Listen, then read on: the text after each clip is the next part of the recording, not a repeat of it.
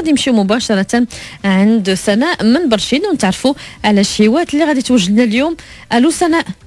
الو صباح الخير. صباح النور، لاباس عليك؟ صبحتي؟ الحمد لله، الله يبارك فيك. الحمد لله، لاباس عليك؟ بارك الله فيك، كل شيء على خير. مرحبا بسلامك، شكرا لك بزاف. الحمد لله، كنسلم عليك وعلى جميع المستمعات اللي كيسمعوا لينا هذا الصباح. الله يبارك فيك، شكرا. وعلى جميع الصديقات ديالي اللي اتصلوا بيا البارح، كنشكرهم بزاف وكنبارك لهم هذا الصباح ان شاء الله. اييه، شكرا لك سناء، مرحبا.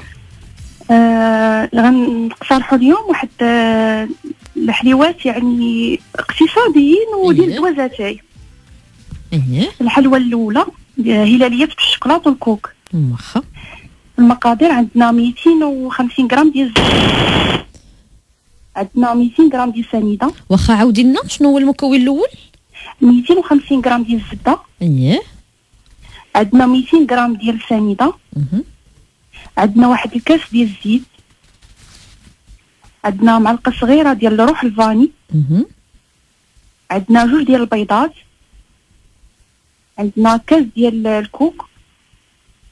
خماره وحده ديال الحلوى. والدقيق الكافي اللي غادي يجمع لينا هاد العجينه. غتكون شويه رطبه. باش غنفندوها غنحتاجو الكوك وسنيده التزيين. واخا. والشوكولاط اسود يكون مذوب. حمام مريم. طريقه واحد القصريه ولا بانيو، غنحكوا ديك الزبده في الحكاكه الغليظه من الافضل باش تسهل علينا.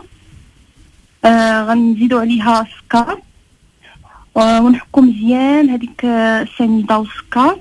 عاد غنزيدوا روح الفاني. من بعد غنزيدوا الزيت والبيض وحنا كنخلطوا بشويه بشويه. والكوك والخميره حتى الاخير. والدقيق يعني بشويه بشويه حتى غتجمع لينا وتولي العجينه رطبه. من بعد غنديروها على شكل صبيعات صغار.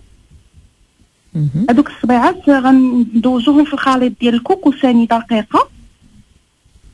عاد غنقوصوهم على شكل هلاليات. ناخذوا واحد اللاطه نفرش ليها بابي كويسون، نستفوهم وندخلوهم للفران يكون سخون من قبل. ملي يطيبوا خليهم شويه يبردوا، نغطسوا ليهم الرؤوس ديالهم غير من الجناب.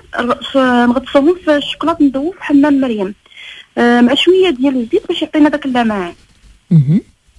والصحه والراحه. يعطيك الصحه. ملي كنغطسوهم في الشوكولاط ما كنرشوش بشي حاجه ياك؟ لا، حيت ديجا حنا فندناهم في الكوك وسنيده يعني كافيين. واخا. غير الجهه الاخرى اللي نديرو فيها الشوكولاط.